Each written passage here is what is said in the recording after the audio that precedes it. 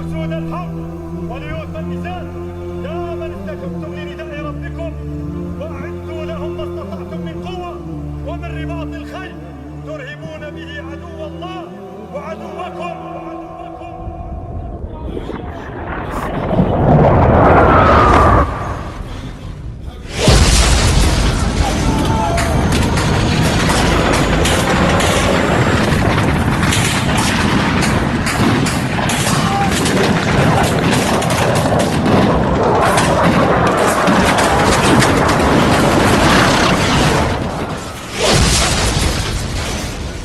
islom jihodlarida, xususan Qodisiya jangida Payg'ambarimiz sollallohu alayhi va sallamning ta'limlarini olgan sahobalar xulafolar davrida islom bilan kufr o'rtasidagi jangdan ilgari dushman nihoyat darajada og'ir bo'lgan vaqtda suratul Anfalni o'qishlikka islom lashkarining qo'mondonlari buyruq qilishardilar.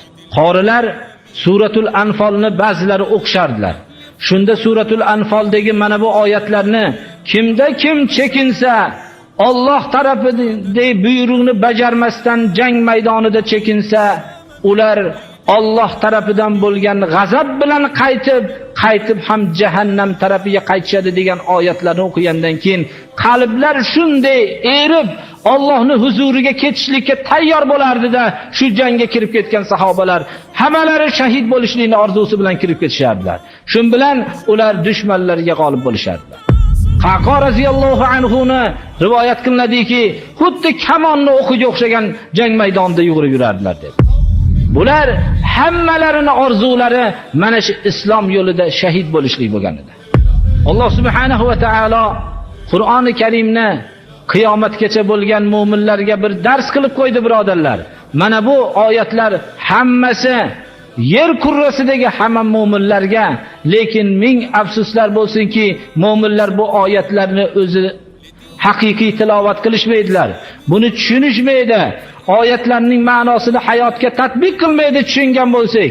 Mana bu narsalarni natijasida Alloh subhanahu va taolo bizga xorlikni kitobat qildi. In yakum minkum 20 sabiruna yaghlibu mi'atayn dedi Alloh taolo. Sizlarning ichingizda 20 kishi bo'lsa, 200 taga g'olib bo'ladi dedilar.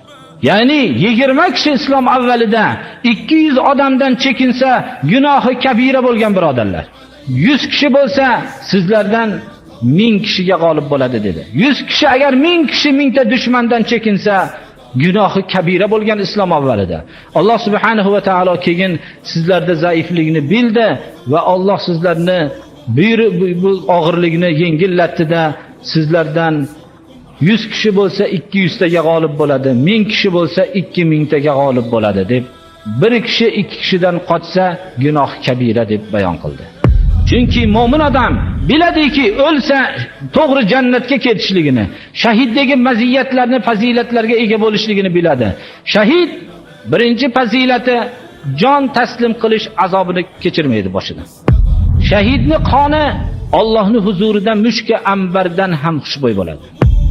Shahid azobi qabrni bilmaydi. Shahid savol javobga ro'baro bo'lmaydi. Shahidning hamma gunohlari kechiriladi. Birodan qarzi bo'lsa ammo kechirilmaydi. Mana bu fazilatlar faqat shahidga va'da qilingan birodarlar. Alloh subhanahu va taolo hammamizni ham mana shu darslarni bilib amal qilishlikka Alloh tavfiq bersin. Mana shu oyatlar hammaning ustida hujjat birodarlar.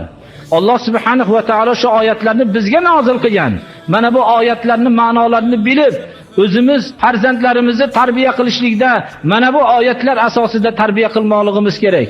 Biz bu narsalarni tarbiyasini ko'rmagan bo'lsak, farzandlar buni tarbiyasini ko'rmoqligi kerak. Qalbda faqat Allohdan qo'rqadigan qilib tarbiyalamoqlik kerak. Allohdan boshqadan qo'rqish yarashmaydi insonga, xususan mu'minga. Mu'min faqat o'zining yaratuvchisidan qo'rqadi, o'zining bitta gunohidan qo'rqadi. Mana bu qo'rquv hosil bo'lganda u mu'minni ro'barosidagi hamma narsa unga bir e'tiborsiz bo'lib qoladi, unga qarshilik bo'lib turgan narsalar. Biz mana shu ruhdan mahrum bo'lganligimiz uchun ko'lankamizdan ham qo'rqib yashaymiz birodarlar. Alloh subhanahu va taoloning marhamati sahobalarga bo'lganki, mana bular shu hayotlarga shu oyatlarni hammasini tatbiq qilishganlar. Alloh subhanahu va taolo bizlarga ham shu darsdagi o'tgan ma'nolarni qalbimizga jo qilib amal qilishlikka Alloh tavfiq bersin. Olimlarni ba'zilar aytgan ekanlarki, qiyomat kunidagi eng savol-javobning og'iri menga shuki, bilding, nimaga amal qilding degan savoldan qo'rqaman degan ekanlar. Mana shu biz ham bilyapmiz hammamiz birodarlar. Nimaga amal qilding degan savol bor bizga. Alloh subhanahu va taolo Qur'oni Karimda qul hal yastawillazina ya'lamuna vallazina la ya'lamun. Bilganlar bilan bilmaganlar barobar bo'ladimi? degan oyat bor. Buni ko'pchiligimiz bir taraflama tushunamiz. Ya'ni bilganlar bilan bilmaganlar barobarmi?